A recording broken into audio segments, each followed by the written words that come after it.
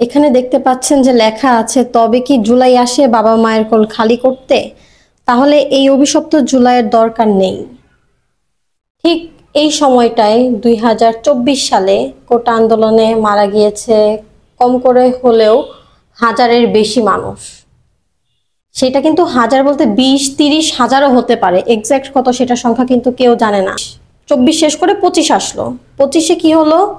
আমাদের ছোট ভাই বোনগুলো 24-এ মারা গেল আমাদের ভার্সিটির কলেজের শিক্ষার্থীগুলো, 25-এ মারা গেল আমাদের ছোট ছোট ভাই বোনগুলো, যাদের বয়স 16 থেকে 17, একেবারে সর্বনিম্ন 8 থেকে 9 বছরের বাচ্চা। মানে কেন কেন এরকম হচ্ছে? যদি অ্যাকচুয়ালি এরকম হয় তাহলে আমাদের এই জুলাইয়ের কোনো প্রয়োজন নেই। আমরা আমাদের 12 মাস থেকে জুলাইটা বাদ দিতে চাই। আর যদি জুলাই আমাদের জন্য ভালো কিছু বয়ে নিয়ে আসে তাহলে আমরা এই জুলাইটা চাই।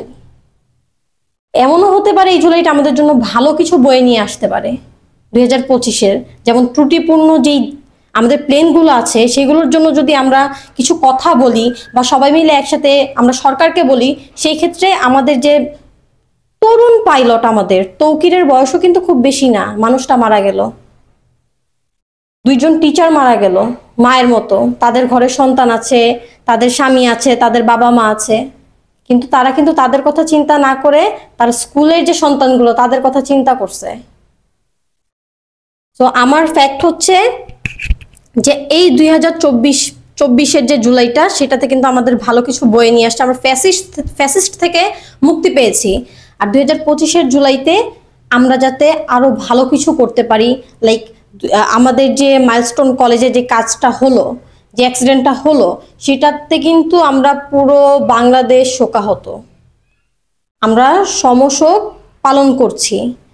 কিন্তু আমরা চাই এই 25-এর এটা থেকে যাতে আমরা শিক্ষা গ্রহণ করে যে ত্রুটিপূর্ণ বিমানগুলো আছে সেগুলো যাতে আমরা রিকভার করতে পারি। ইভেন আমাদের যে পাইলটগুলো আছে তাদেরকে আরো ভালোভাবে ট্রেনিং করাতে পারি।